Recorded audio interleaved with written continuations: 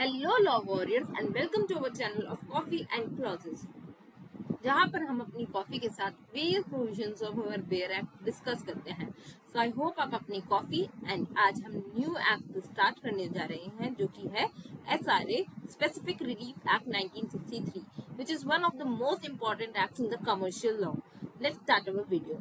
But before starting our video मैं दो चीज आपसे दोबारा से कहना चाहूंगी। पहले लाइक कमेंट सब्सक्राइब कर दीजिए भाई, कोई आपका घाटा नहीं जा रहा, पर मेरे को मोटिवेशन थोड़ा सा मिलता है। एंड दूसरी चीज, साइड में कंस्ट्रक्शन का काम चल रहा है, बीच में धड़ धड़ धड़ धड़ होगी तो उसको इग्नोर करनी है, आउटसाइड नॉइस को इग्नोर करना है और हमें सिर्फ अपने सेक्शंस पे फोकस करना है एंड क्लॉजेस पे फोकस करना है। Let's start our video. तो सबसे पहले है, अगर हम कोई भी एक्ट पढ़ते हैं हम लोग दो तीन चीजें देखते हैं। क्या क्या चीजें देखते हैं? पर्पस क्या था और वो क्यों लाया गया, इन्फोर्समेंट डेट क्या है and total sections and chapters क्या है। तो सबसे पहले हम पर्पस ही देख लेते हैं। तो जो ये स्पेसिफिक रिलीफ एक्ट है, अगर आप देखेंगे तो यहाँ पर आप नाम से ही पता लगा रहे हैं कि इसमें रिलीफ प्रोवाइड कर रहा है किसी भी इंसान को। अब ये रिलीफ किसके खिलाफ प्रोवाइड कर रहा है, तो हमें सिंपल सा बता रखा है। अगर हम देखें तो अगर आपको भी पता होगा, इंडियन कॉन्ट्रैक्ट एक्ट में हमारे कई सारी कंडीशंस हैं, सब कुछ है कि कॉन्ट्रैक्ट एक्ट में परफॉर्मेंस ऑफ कॉन्ट्रैक्ट कैसे है, ये सब सारी चीजें दे रखी है। मतलब हमारे रूल्स एंड रेगुलेशंस एंड सारी चीजें दे रखी है इंडियन कॉन्ट्रैक्ट एक्ट में। अब वहां पर कोई भी कॉन्ट्रैक्ट का ब्रीच हो जाता है तो हम उसकी जो रिलीफ लेने आते हैं वो स्पेसिफिक रिलीफ एक्ट में लेने आते हैं। ठीक है, तो इसका ये सिविल रेमेडीज प्रोवाइड करता है। ये क्रिमिनल लॉ से तो डील नहीं करते हैं, यहाँ पे सिविल रेमेडीज मिलती है अंडर दोज कॉन्ट्रैक्ट्स जो हमारी ब्रोक हो चुके हैं अंडर इंडियन कॉन्ट्रैक्ट एक्ट में। फिर उसके बाद कई चीजों में हमें मनी मिलेगा, कई चीजों में हमें स्पेसिफिक परफॉर्मेंस मिलेगा एंड अदर हम लोग अभी देखेंगे आगे चल के कि कितने टाइप्स ऑफ रिलीफ्स होते हैं और क्या क्या मिलते हैं। ये भी हमारा एक बार क्वेश्चंस में आ चुका है, कितने टाइप्स ऑफ रिलीफ्स होते हैं। ठीक है, अब इसके ऑब्जेक्टिव देख लो। Enforce civil rights, civil rights को इन्फोर्स कराने के लिए ये बताते हैं कि आप स्पेसिफिक परफॉर्मेंस कब मांग सकते हो कब नहीं मांग सकते।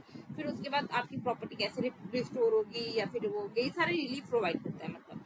ठीक है, अब मैं जब ये पढ़ रही थी तो मेरे दिमाग में एक क्वेश्चन आया कि हम ये सारी चीजें हम लोग जैसे पार्टनरशिप एक्ट में पढ़ा, ठीक है, हमें पहले पता था वो कॉन्ट्रैक्ट एक्ट में था तो उसको अलग किया, पर वो है तो पार्टी कॉन्ट्रैक्ट एक्ट का ना, तो हमने कभी इससे स्पेसिफिक रिलीफ एक्ट को हमने कॉन्ट्रैक्ट में क्यों नहीं डाला।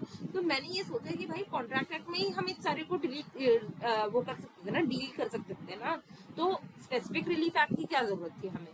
बट फिर उसके बाद आप अगर डेप्थ में बढ़ोगे तो आपको पता चलेगा कॉन्ट्रैक्ट एक्ट का जो लीगल इंटेंशन है इन्फोर्स करने का वो बिल्कुल अलग है स्पेसिफिक रिलीफ एक्ट के लिए। ठीक है, कॉन्ट्रैक्ट एक्ट जो है वो मतलब उसका जो मेन था वो एग्रीमेंट्स कैसे फॉर्म हो रहे हैं, कैसे लीगली इन्फोर्स हो रहे हैं, ये सब था उसका पर्पस। यहाँ पर स्पेसिफिक रिलीफ एक्ट में सिर्फ आपको रेमेडीज बता रखी है जो कि सिविल रेमेडीज है। ठीक है, ये आप सिविल में आप अभी आगे पढ़ोगे तो इंजंक्शन के बारे में पढ़ोगे कि सिविल हम लोग कैसे कर सकते हैं। ठीक है, कॉन्ट्रैक्ट एक्ट में 70 ऐसी बात नहीं है कि कंपेंसेशन की रेमेडीज देने रखी है, 74 एंड 75 में दे रखी है कॉन्ट्रैक्ट एक्ट में, बट इसमें जो रेमेडीज दे रखी है वो कॉन्ट्रैक्ट में जनरल रेमेडीज है। पर यहाँ पर स्पेसिफिक रिलीफ एक्ट हमारे स्पेसिफिक केसेस की बात करता है जहां पर हमारा ब्रीच होगा कॉन्ट्रैक्ट का। ठीक है, कॉन्ट्रैक्ट एक्ट हमारा सब्सटेंटिव राइट है, सब्सटेंटिव लॉ है। अब इसमें हम पढ़ेंगे कि सब्सटेंटिव लॉ है या नहीं है। ठीक है, अब स्टार्ट करते हैं। सबसे पहले है इन्फोर्समेंट डेट। इन्फोर्समेंट डेट कब है? 1 मार्च 1964।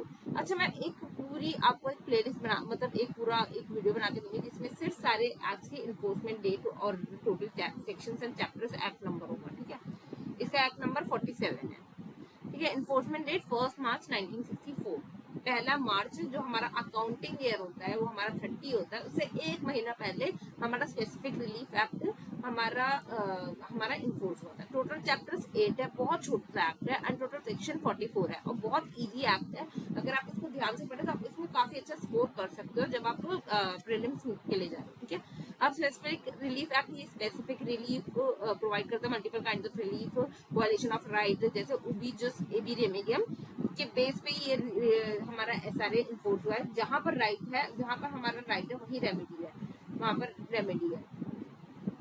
ठीक है, इंडियन कॉन्ट्रैक्ट एक्ट जो है वो हमें डैमेजेस एंड कंपेंसेशन बताता है, but in every case damages हमारे हर केस में इनफ होते नहीं है। ठीक है, अब एक बात बताओ, हम पहला जो पढ़ेंगे रिकवरी ऑफ पोजीशन पढ़ेंगे। अब आपको निकाल दिया है, आपको बोले ये लो पैसे रख लो भाई, हमने तुम्हें निकाला, कोई बात नहीं, आप पैसे रख लो, क्या डैमेजेस इनफ है? नहीं, यहाँ पर कुछ चीजें हमें और जरूरत पड़ती है जब स्पेसिफिक रिलीफ प्रोवाइड करना होता है पर्सन को टू कॉम्पेंसेट ओरिजिनल पोजीशन में लाने के लिए, तो काफी चीजें होती है। इन SRA specific performance not provided in Indian contract, ठीक है। व्हाट क्या प्रोवाइड करता है? रिलीफ प्रोवाइड करता है। क्यों प्रोवाइड करता है? ताकि आपके साथ कंप्लीट जस्टिस हो जाए। हर चीज पैसों में नहीं तोड़ी जाती, कई सारे रिलीफ ऐसे होते हैं जो कोर्ट को प्रोवाइड करने पड़ते हैं ताकि वहां पर इनफ रिलीफ हो, ठीक है। टाइप्स ऑफ रिलीफ कौन कौन से हैं? चैप्टर 1 में है, पहला है चैप्टर, देखो हम इसमें कितने टाइप्स ऑफ रिलीफ पढ़ते हैं, इसमें हम लोग 5 टाइप्स ऑफ रिलीफ देते हैं, ठीक है। एक और इंजंक्शन है, पर टोटल वैसे 6 टाइप ही मान लो, वरना हम 5 टाइप ही करते हैं, ठीक है।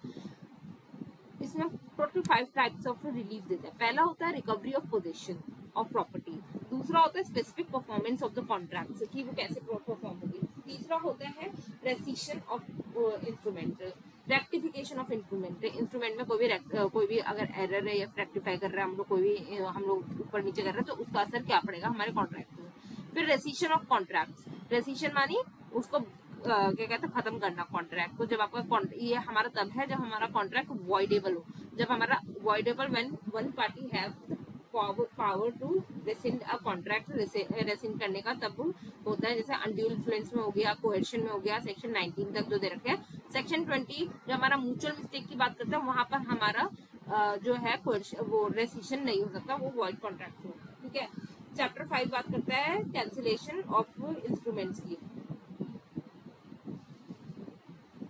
तो इसके जो रिलीफ है वो रिकवरी है, स्पेसिफिक परफॉर्मेंस है, रेसिशन है, रेक्टिफिकेशन है एंड कैंसिलेशन है। तो हम लोग इसको पढ़ सकते हैं RPRRC, जिसमें है recovery, position, recovery, performance and rectification and rescission and cancellation. हमारा चैप्टर 6 करता है, बात करता है डिक्लेरेटरी डिग्रीज की। इसमें हम लोग डिक्लेरेटरी डिग्रीज ऑब्टेन करते हैं लीगल राइट और कोई भी लीगल कैरेक्टर और राइट के उसमें। पार्ट 3 बात करते हैं हमारा चैप्टर 7 इंजंक्शन की, और लेजिस्लेटिव इंटेंट क्या था इसमें? टू करेक्ट रॉ इंटरप्रिटेशन, मतलब प्रोवाइड, इसमें कंप्लीट जस्टिस प्रोवाइड करना था, ठीक है। अब यहाँ पर हमने पूरा ओवरव्यू ले लिया, ठीक है। अब आपको याद रहेगा, पहला है हमारा, पहले आप क्या करोगे? पहले आप प्रॉपर्टी खरीदोगे, सबसे इम्पोर्टेंट प्रॉपर्टी है, आप प्रॉपर्टी रिकवर करोगे। फिर आप क्या करोगे? आप कहोगे अब उस प्रॉपर्टी पे कुछ काम होना चाहिए, तो आप घर बनवाओगे, तो स्पेसिफिक परफॉर्मेंस हुआ। अब स्पेसिफिक परफॉर्मेंस, आपने घर बनवाया, अब घर में कुछ चेंजेस तो होने चाहिए, तो रेक्टिफिकेशन हुआ। रेक्टिफिकेशन हो रहा है, अब कुछ चेंजेस आपको अच्छे नहीं लगे तो रेसिशन हुआ। और अगर आपको अब आपको लास्ट में क्या होता है कि आप कहते हो कि भाई अब ये सारे प्लानिंग कैंसिल करो, घर बनाना था ही बड़ी मुसीबत, तो पूरा आप कैंसिलेशन करते हो। फिर आप उस घर का डिक्लेरेटरी राइट ले लेते हो, और फिर उसके बाद इंजंक्शन। ये एक तरीका है चैप्टर्स याद करने का, जस्ट सिर्फ याद करने का, ठीक है। रिकवरी ऑफ पोजीशन, फिर उसके बाद स्पेसिफिक परफॉर्मेंस, घर बनवाओगे, रेसिशन करोगे, रेक्टिफिकेशन करोगे, और फिर उसके बाद कैंसिलेशन करोगे, डिक्लेरेटरी डिग्री वो करोगे, ठीक है। ये और इंजंक्शन लोगे, अगर कोई उसके ऊपर तोड़ने आएगा तो उसके खिलाफ इंजंक्शन ले लोगे। अब इम्पोर्टेंट क्वेश्चन उठता है कि भाई हमारा जो SRA जो है, स्पेसिफिक रिलीफ एक्ट 1963 जो है, वो हमारा प्रोसीजरल राइट है या फिर हमारा सब्सटेंटिव राइट है? तो सब्सटेंटिव लॉ आपको पता है एस्टेब्लिश राइट एंड रेमेडी, और प्रोसीजरल लॉ प्रोसीजर बताते हैं इसको एक्वायर करने का। तो अब पॉलॉक और मुल्ला, ये तो आपने पढ़े होंगे, इनकी काफी डेफिनेशन, कॉन्ट्रैक्ट एक्ट की डेफिनेशन दे रखी है, और मुल्ला की तो कमेंट्रीज आपको पता ही है कितनी फेमस है। तो पॉलॉक और मुल्ला जो है उन्होंने बोला कि हमारा ये जो SRA है वो प्रोसीजरल राइट है, पर कुछ जो इसमें क्या कहते हैं सेक्शन है वो सब्सटेंटिव भी है। जैसे कि सेक्शन 6 हमारा जो रिकवरी ऑफ पोजीशन की बात करेगा तो वो हमारा सब्सटेंटिव नेचर का है।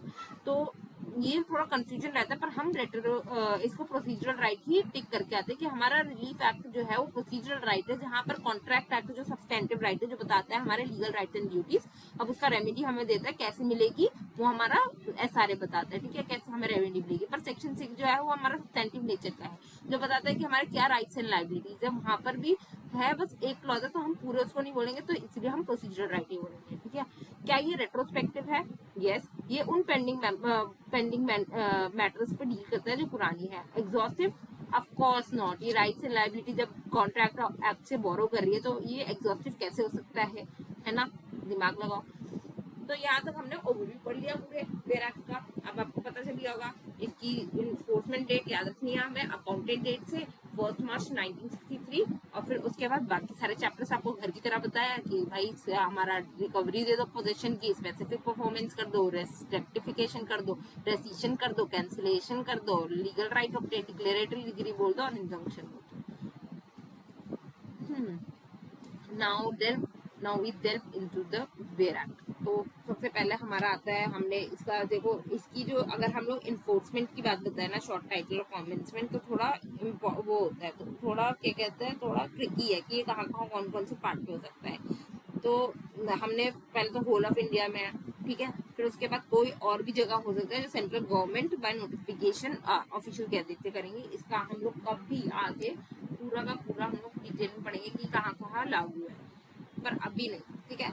अब इसमें सबसे अच्छी बात यह है कि क्या कहते हैं, इसमें आपको डेफिनेशन में ज्यादा याद ही नहीं करना, ठीक है। पहला 2 है ऑब्लिगेशन। ऑब्लिगेशन की बात क्या करता है, ऑब्लिगेशन जो कि क्या कहते हैं, any duty which is enforceable by law. फिर उसके बाद 2B है सेटलमेंट। 2B है इंस्ट्रूमेंट नहीं है, हाँ मतलब सेटलमेंट। तो इंस्ट्रूमेंट सेटलमेंट क्या होता है, इंस्ट्रूमेंट्स का होता है, कोई भी इंस्ट्रूमेंट का सेटलमेंट की बात करता है इसमें, पर कॉडिसिल और विल की बात नहीं करता, जहाँ पर इसमें successive right of movable property मिल रहा है, डिवोल्यूशन ऑफ हो रहा है, डिस्पोज ऑफ हो रहा है। कॉर्टिसिल एक विल का ही पार्ट होता है। अगर मैं आपको बताऊं तो कॉर्टिसिल ऐसा होता है कि मतलब आप ये मान लो विल की तरह ही होता है।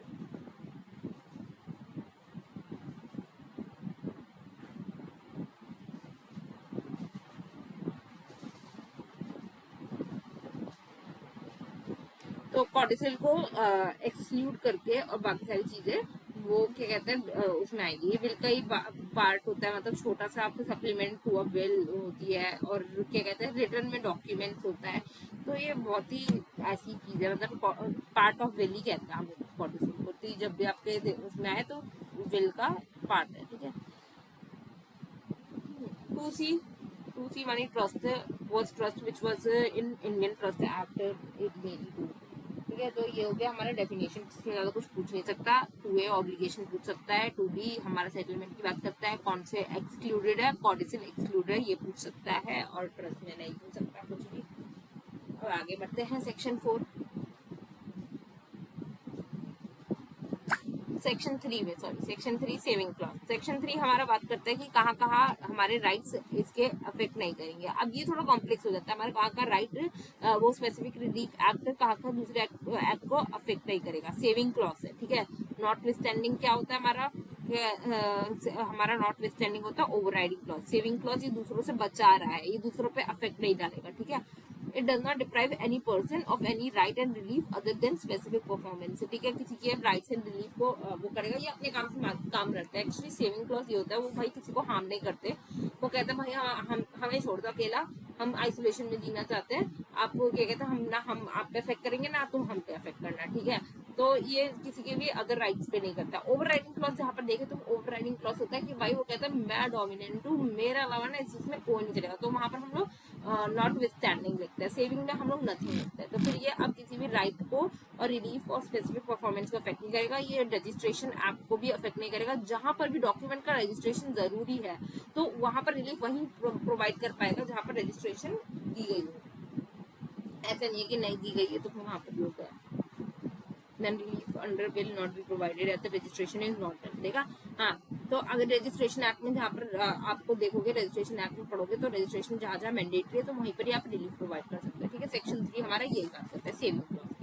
सेक्शन 4 बात करता है हमारा relief will be granted in civil rights not penal laws. अब ये जो रिलीफ है वो हमारा सिविल राइट्स में होंगे, क्रिमिनल लॉज में हम लोग रिलीफ ये सारे प्रोवाइड नहीं कर सकते। सिविल हमारा सिविल लॉ ही है। और ये जो होंगे रिलीफ जो होंगे राइट इन पर्सोना होगी, राइट इन रेम नहीं होता है। और not for the mere purpose of enforcing penal law, it can be granted in right which is related to civil plus penal law. अब ये कोई भी पीनल लॉ को इन्फोर्स करने के लिए यूज नहीं होगा। ये कब हमारा इन्फोर्स हो सकता है, जब हम लोग सिविल और पीनल लॉ जब दोनों, अगर कोई ऐसी केस है जिसमें सिविल और पीनल लॉ दोनों एक साथ है तो हमारे एप्लीकेबल होगा, वरना ये जनरली क्रिमिनल केसेस में एप्लीकेबल नहीं होगा। चलो अब रिकवरी ऑफ पोजेशन पढ़ते हैं, चैप्टर 1 हम इसको पूरा पढ़ते हैं। इसमें कितने चैप्टर है, 8 तक है। पहला हमारा रिलीफ आई गया। चैप्टर 1 जो है हमारा रिकवरी ऑफ पोजीशन की बात करता है कि हम लोग कैसे पोजेशन होगा। अब देखो इसमें पोजेशन की बात करिए, इसमें लीगल राइट ओनर का कोई ही वो नहीं है। तो ये जो हमारे 6, 7, 8 है, 5, 6, 7, 8, ये सिर्फ हमारे पोजेशन की बात करेंगे, मूवेबल और इमूवेबल प्रॉपर्टी की। देखो सबसे पहले आप अपने दिमाग में एक चार्ट बनाओ। जब भी हम इमूवेबल प्रॉपर्टी की बात करेंगे तो हम दो सेक्शन से डील करते हैं, सेक्शन 5 एंड सेक्शन 6, ठीक है। पर हम जब इमूवेबल प्रॉपर्टी की बात करेंगे तो सेक्शन 7 और सेक्शन 8 से डील करेंगे, ठीक है। अब सेक्शन 5 एंड सेक्शन 6 हमारा इमूवेबल की बात करता है, पर ये राइट ऑफ द ओनर्स की बात नहीं करता, ये सिर्फ हमारे पोजीशन की बात करता है। तो सबसे पहले है सेक्शन 5, हमारा बोलता है recovery of specific immovable property. अब ये भाई मैं अगर रीड करके आपको बताऊं ना, तो इतना छोटा सा सेक्शन है ना, recovery of specific immovable property. A person is entitled to the possession of specific immovable property may be recovered it in the manner provided in the CPC 1908। तो इसमें बोल दिया, सिंपल सी बात, अगर मैं आपको बोलूं सेक्शन 5 बोलते हैं कि इमूवेबल प्रॉपर्टी की पोजीशन रिकवर करी जा सकती है। किस तरह से? जहां पर हमने सीपीसी में जाओ वहां पर देख लो कैसे रिकवर हो रही है। तो वो है भाई, ये इतना छोटा चैप्टर नहीं, सेक्शन नहीं है। अगर हम देखें इसके अंदर जाए तो सेक्शन 5 बोल रहा है कि अगर एक एक वर्ड को वो करें कि भाई वो पर्सन का इंटाइटलमेंट होना चाहिए पोजीशन पे, तब उसको हम लोग क्या कहते हैं, उसको हम लोग specific immovable property. Specific immovable property मतलब वो बताई जानी चाहिए, मतलब स्पेसिफिक होनी चाहिए। ऐसा नहीं है कोई भी इमूवेबल प्रॉपर्टी की बात कर रही है, स्पेसिफिक टाइटल ऑफ की बात कर रहा है। ये स्पेसिफिक इमूवेबल प्रॉपर्टी उस पर्सन के पोजीशन में पहले ही होगी, इंटाइटल्ड होगा, पहले ही होगी, तब उसको ये इस सेक्शन में पहले इन्फोर्स कर सकता है। अब ये हो गया लोकस स्टैंडर्ड की बात, ये हो गई लोकस स्टैंडर्ड की बात की कौन इन्फोर्स कर सकता है, जो पर्सन जो इंटाइटल्ड है उसके पोजेशन के ऑफ इमूवेबल प्रॉपर्टी के, ठीक है। जैसे कि हमारा ओनर हो गया, ओनर से चलो ठीक है, इसमें ओनर है उसके पास तो पोजेशन होती है, पर टीनेंट और लेसी इन लोगों के पास भी पोजेशन होती है, जबकि ओनर नहीं होते, उनकी फुल ओनरशिप नहीं होती, उनका सिर्फ इंटरेस्ट होता है उस प्रॉपर्टी में। तो यहाँ पर वो इन लोगों को भी कवर करेगा। और कैसे? According to the CPC. अब आप सीपीसी में जाके पढ़ो है ना, यहाँ पर क्यों पढ़ोगे? पर नहीं, यहाँ पर ये बोलता है सीपीसी, इसका मतलब ये लिमिटेशंस की बात कर रहा है कि उस लिमिटेशन के अंदर ही वो ये कहते हैं पोजीशन को रिकवर के लिए छूट डाल सकता है, ठीक है। अब क्या है, दो हमारे रिकवरी ऑफ सूट के लिए दो लिमिटेशन पीरियड्स है, आर्टिकल 64 एंड आर्टिकल 65। हम सबको पता है लिमिटेशन एक्ट में जितने सेक्शंस है, फिर उसके बाद आर्टिकल्स भी दे रखे हैं। तो आर्टिकल 64 बात करता है सेटल पोजीशन की। जब पहले से ही वो पर्सन उस एरिया में उस इमूवेबल प्रॉपर्टी पे रह रहा है, प्रीवियस पोजीशन उसकी है, तो फिर उसका टाइटल नहीं है। पर हाँ मतलब इसमें ओनरशिप की बात नहीं कर रहे हैं, इसमें सिर्फ पोजीशन की बात कर रही है। मैं आपको ये बार बार बोल रही हूँ। तो for position of immovable property based on previous position and not the title while the plaintiff was in possession is party has been dispossessed। अब वो अनलॉफुली डिस्पोजेस किया गया है अपनी प्रॉपर्टी से।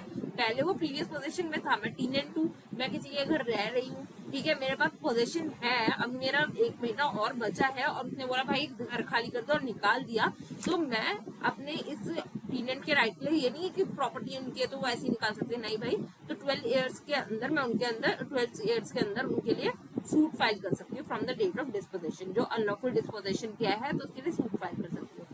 आर्टिकल 65 बात करते हैं इनटाइटल पोजीशन की। अब उसमें प्रीवियस पोजीशन आपका सेटल था कि आप टीनेंट रहे, अब आप और इनटाइटल्ड हो, इसमें आपको पोजीशन के लिए आप मूवेबल प्रॉपर्टी आप पहले रह नहीं रहे हो, पर आपको इंटाइटलमेंट है कि आपका वो प्रॉपर्टी का पोजीशन है। तो यहाँ पर क्या होता है, for the possession of any interest therein based on the title, मेरा इंटरेस्ट है, मैंने उस पर वो, अब देखो जैसे मैं यहाँ पर इंटाइटल पोजीशन की क्या बात कर रहा है, मैं हूँ, मैं टीनेंट हूँ, मुझे बी ने रखा है, पर असली ओनर कौन है उसका प्रॉपर्टी का? ए है। तो मेरे को अब बी निकाल देगा, तो बी कहेगा बी का तो पोजीशन है नहीं, है ना, पर मैं जो हूँ वो बी का, अगर बी को निकाल दिया गया, हाँ ये हुआ, ए ने कहा बी से तुम निकल जाओ, अब बी ने बोला तुम भी निकल जाओ, मेरे को भी बोला, तो अब बी के पास इंटाइटल पोजीशन है, वो ऐसे बोल नहीं सकता, ए जो ओनर है वो उसको बोल नहीं सकता निकलने को, वो रह नहीं रहा वहां पर, प्रीवियस पोजीशन नहीं है, पर हाँ इंटाइटलमेंट है।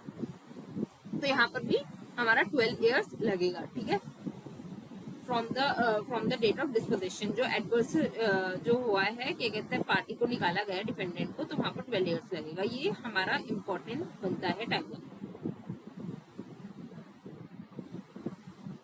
ठीक है। अब disposition of immovable property section 6 भी इसी बात की बात करता है, पर देयर इज अ डिफरेंस। ये लिमिटेशन पे, ये जो था ऊपर वाला लिमिटेशन पे बेस्ड था, अब यहाँ पर है डिस्पोजिशन ऑफ इमूवेबल प्रॉपर्टी हो रही है विदाउट कंसेंट हो रही है और without any course of law हो रही है, और रिकवर है सेटल पोजीशन है, प्रीवियस पोजीशन भी है। यहाँ पर हम आर्टिकल 64 के साथ इसको मतलब जैसे होता है इसका सेम सिचुएशन बन रही है, ठीक है। विदाउट कंसेंट हो रही है, पर क्या है यहाँ पर एक्सपायरी ऑफ 6 मंथ्स नहीं फाइल करा जा सकता। अब आप यहाँ पर पोजीशन की बात कर रहे हो, यहाँ पर जल्दी डिस्पोजिशन की बात करेंगे, ठीक है। मतलब यहाँ पर जब ये इस वाली सेक्शन 6 में हम तब फाइल करते हैं सूट जहाँ पर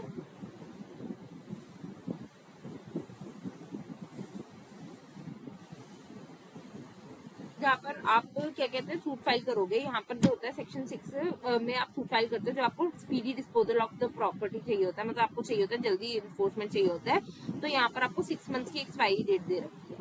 आप इसमें भी जा सकते हो आर्टिकल 5 और इसमें प्लस सेक्शन 5 और प्लस आर्टिकल 64 में भी जा सकते हो। सेक्शन 6 में भी आप सेम इंटाइटलमेंट, आपके पास सेटल पोजीशन है तो आप 6 मंथ्स के लिए भी फाइल कर सकते हो, ठीक है। अब ये जो सूट है वो कोई भी गवर्नमेंट के अगेंस्ट नहीं होगी। आपने देखा होगा कई बार मेट्रो का जो कंस्ट्रक्शन होता है तो वहां पर काफी झुग्गियों को हटा देते हैं, तो आप अब गवर्नमेंट तो कितना इंफ्रास्ट्रक्चर डेवलपमेंट के लिए कितना डिस्पोजिशन करता है लोगों को, अब आप उनके खिलाफ थोड़ी सूट फाइल करोगे तो ये जो है जो सेक्शंस है वो एप्लीकेबल है ही नहीं गवर्नमेंट के खिलाफ, और कोई भी रिव्यू और अपील नहीं जाती है under this section. Revision allowed होता है, अपील और रिव्यू नहीं जाएगी, रिवीजन अलाउड होगा। Separate suit can be file in the name of such property, separate suit भी फाइल हो सकता है in the name of such property, ठीक है। अब आपको थोड़ा समझ में आया।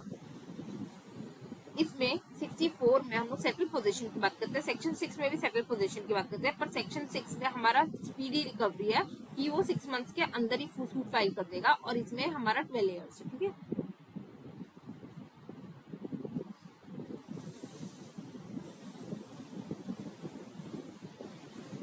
न्यू फ्रेश भी सूट फाइल हो सकता है प्रॉपर्टी के लिए, ठीक है।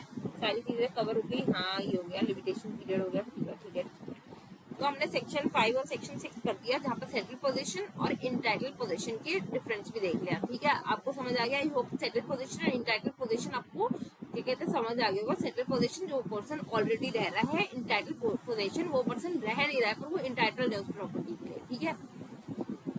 अब सेक्शन 7 एंड सेक्शन 8 ये दोनों इंपॉर्टेंट है हमारे मूवेबल प्रॉपर्टी के लिए। तो मूवेबल प्रॉपर्टी के लिए मैं आपको पहले बताऊं, जैसे मेरा जो मेरा पेन क्या मेरी एक बुक है, चलो मेरी बुक है, मेरी एक फ्रेंड लेके जा रही है, ठीक है, मेरी बुक लेके जा रही है। अब अगर मुझे वो प्रॉपर्टी वापस चाहिए तो मैं क्या कहूंगी उससे, मैं कहूंगी भाई तू मेरी बुक वापस कर दे, ठीक है। अब अगर मेरी बुक खो गएगी कि भाई खो गई तो मैं क्या कहूंगी उससे, वो मैं मांग सकती हूँ स्पेसिफिक मूवेबल प्रॉपर्टी में मांग सकती हूँ, मूवेबल प्रॉपर्टी में मांग सकती हूँ कि तू मेरे नहीं अगर खो भी गई है तो वहीं से नहीं मंगवा के वही वाली बुक दे मुझे, तो क्योंकि वो लिमिटेड एडिशन है, हो भी सकता है ये लिमिटेड एडिशन है तो वो बुक वापस आ सकती है नहीं, तो यहाँ पर हम उससे पैसे भी मांग सकते हैं, ठीक है। फिर उसके बाद और अगर कुछ ऐसी चीज होती है जो बिल्कुल ही मतलब उसको नहीं क्या कहते कंपेंसेट ही नहीं करा जा पाता, तो अगर उसको कोई कंपेंसेट ही नहीं कर सकता तो फिर वो प्रॉपर्टी भी वापस लेंगे, ठीक है। अब सेक्शन 7 में देखते हैं क्या है, recovery of specific movable property. Person जो है वो इंटाइटल है स्पेसिफिक मूवेबल प्रॉपर्टी रिकवर करने का as per the manner of CPC. भाई इसमें भी सीपीसी बोल दिया, आपके सीपीसी हम पूरा पढ़ेंगे इसीलिए पढ़ना तो पूरा ही है आपको, ठीक है। तो पर्सन जो है वो स्पेसिफिक मूवेबल प्रॉपर्टी के लिए रिकवर कर सकता है, सॉरी यहाँ पर गलती हो गई, कैसे सीपीसी में प्रोवाइड है। यहाँ पर कन्वर्जन की बात करिए, ठीक है। Trustee can file a suit to protect interest, इसमें लोकल स्टैंडर्ड ट्रस्टी का भी है। स्पेशल और temporary right of possession is enough to movable property, movable property specific और मूवेबल राइट है तो मूवेबल प्रॉपर्टी के लिए कर सकता है। मतलब इसमें कन्वर्जन की बात बोली गई है, यहाँ पर आपको उसको क्या कहते हैं वापस दिलवाने बोल सकते हो सीधे सीपीसी के लिए कि कंपेंसेशन दे दो या हमारी प्रॉपर्टी वापस कर दो, और अगर प्रॉपर्टी में कुछ भी हुआ है तो फिर दोनों साथ में कर दो। तो यहाँ पर आपको सेक्शन 7 में सिंपल बोल रहा है कि आपकी मूवेबल प्रॉपर्टी आप वापस मांग सकते हो कि आप अपनी क्या कहते हैं मेरी मूवेबल प्रॉपर्टी हो लेकर चला गया तो मैं वापस ले लूँ। सेक्शन 8 बात करते हैं डिटेल की। अब बात करते हैं सेक्शन 8 की, liability of the person in possession not as owner to deliver the person entitled to immediate possession. अब वो जो पर्सन है जो इमीडिएट पोजीशन के लिए इंटाइटल होगा, यहाँ पर इंटाइटलमेंट ऑफ इमीडिएट पोजीशन याद रखिएगा, ये बहुत इंपॉर्टेंट है। ये किसको डिलीवर करेगा? पर्सन जिसके पास पोजीशन नहीं है वो उन पर्सन को डिलीवर करेगा जो इंटाइटलमेंट ऑफ इमीडिएट पोजीशन है। ठीक है, इंपॉर्टेंट क्या हुआ इसमें? लाइबिलिटी है उस पर्सन की जो ओनर नहीं है, किसी को डिलीवर करेगा जो इंटाइटलमेंट है इमीडिएट पोजीशन के लिए। तो when acting a thing is claimed by the defendant as an agent of the trustee would not afford adequate। अब इसमें क्या होगा? मेरी चीज ऐसी अनमोल चीज है कि मेरे को वापस चाहिए, पर आप उसका कितना भी कंपेंसेशन दे दोगे वो एडुकेट होगा ही नहीं। तो उन केसेस में क्या होगा? जब तो इसमें लिखा है एनी पर्सन हैविंग पोजेशन और control of particular article of movable property which is not the owner and compelled specifically to deliver it. मतलब उसका इसमें ऑब्लिगेशन था कि वो उसी प्रॉपर्टी को डिलीवर करेगा to the person entitled to immediate possession in the following cases. मतलब वो प्रॉपर्टी वो करेगा, डिलीवर करेगा। पहला, जो thing is claimed by the defendant as the agent of the trustee of the plaintiff. पहला है कि कोई भी चीज जो डिफेंडेंट एजेंट या ट्रस्टी को देता है तो वो सारी चीजें वो क्लेम कर सकता है। जब कंपेंसेशन मनी जो है वो उसका एंटीक चीज है, वो एडुकेट मनी रिलीफ ही नहीं कर सकता, तो वो वहाँ पर वो प्रॉपर्टी वापस देगा। और it is extremely difficult to ascertain the actual damage of its loss. ये बहुत मुश्किल है कि उसका लॉस डैमेज आइडेंटिफाई कर सके। और the possession of thing claimed has been wrongfully transferred from the plaintiff. तो जो पोजीशन जो थिंग है वो ट्रांसफर रॉन्गफुली करी गई है प्लेंटिफ के थ्रू। तो ये 4 केसेस है, ये 4 केसेस आपको याद रखने हैं। कि पहला ट्रस्टी एंड एजेंट की बात कर रहा है कि अगर ट्रस्टी एंड एजेंट को कोई भी चीज दी है, डिफेंडेंट ने एज अ प्लेंटिफ को, डिफेंडेंट को कोई चीज दी है एजेंट एंड ट्रस्टी ने, तो उसको वापस देगा। कंपेंसेशन मनी में नहीं हो सकता तो देगा, कोई एसर्टेन नहीं हो रहा है तो देगा, और रॉन्गफुली ट्रांसफर करे तो देगा। ठीक है, और इन केसेस में कोर्ट जो प्रजम्पशन लेगी वो ये लेगी कि ये सारी चीजें जो है वो क्या कहते हैं, ये सारी चीजें जो है वो क्या कहते हैं एंड हो जाती है। ये सारी चीजें जो है इसमें कोर्ट प्रिजम्पशन लेगा कि ये सारी चीजें एसर्टेन करना बहुत मुश्किल है, क्वांटिफिएबल उसमें। ठीक है, तो ये सारे हमारे रिलीफ में इसमें प्रॉपर्टी डिलीवर के लिए बात करेगा। वो कहेगा कि ठीक है आप प्रॉपर्टी ही डिलीवर करो, ऊपर में हम कंपेंसेशन दे सकते हैं। ठीक है, तो अब हम एक बार रिवाइज करते हैं हमारे स्पेसिफिक रिलीज में रिकवरी ऑफ पोजीशन। पहला है सेक्शन 5 और 6। सेक्शन 5 बात करता है हमारा इंटाइटल पोजीशन की, जो ऑलरेडी पर्सन जो सेटल पोजीशन की जो ऑलरेडी पर्सन रह रहा है। आर्टिकल 5 को हम 64 से पढ़ेंगे और 12 ईयर्स के लिए करेंगे। आर्टिकल 65 का हम इंटाइटलमेंट ऑफ पोजीशन करेंगे और 12 ईयर्स के लिए पढ़ेंगे। आर्टिकल 6 हमारा बात करता है सेटल पोजीशन की। सेटल पोजीशन में हम यहाँ पर 6 ईयर्स के लिए बांध सकते हैं और इसमें गवर्नमेंट सूट अप्लाई नहीं होगी और अपील और रिव्यू अलाउड नहीं है। इन डिसीजंस का रिवीजन अलाउड है। सेक्शन 7 बात करता है कन्वर्जन किया, हम इसमें कंपेंसेशन पे कर सकते हैं। कोई भी प्रॉपर्टी है, ट्रस्टी इसमें सूट फाइल कर सकता है, कोई बेनिफिशियरी ऑफ द प्रॉपर्टी है या फिर किसी का भी स्पेसिफिक और टेम्पररी राइट हो रहा है तो फिर वो भी यहाँ पर क्लेम कर सकता है हमारे सेक्शन 7 में। रिटेन्यू में कोई भी 4 कंडीशंस हमारी मेंशन है। पहला है कि कोई भी प्रॉपर्टी जो ट्रस्टी और एजेंट ट्रांसफर करता है डिफेंडेंट को, तो वहां पर उसको वापस देनी पड़ेगी। फिर उसके बाद सेकंड है कि जहां पर वो एडुकेट रिलीफ प्रोवाइड नहीं कर सकता। तीसरा है कि वहां पर एसर्टेन नहीं करा जा सकता कि एक्चुअल अगर वो चीज खो गई तो एक्चुअल डैमेज कितना होगा।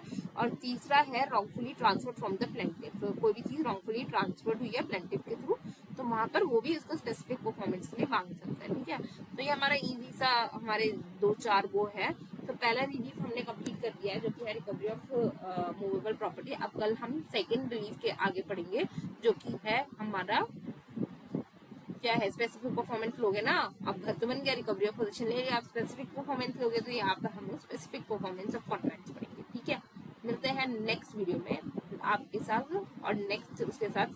जब तक आप कीप रिवाइजिंग और keep hustling and banking law की अगर आपको प्लेलिस्ट चेक करनी है तो ये ऊपर आ रही होगी। कमर्शियल लॉ की मेरे चैनल पे जाकर चेक करिए एंड वहाँ पर कंपनी लॉ भी है एंड IBC लॉ भी है। मिलते हैं नेक्स्ट वीडियो के साथ। Okay bye.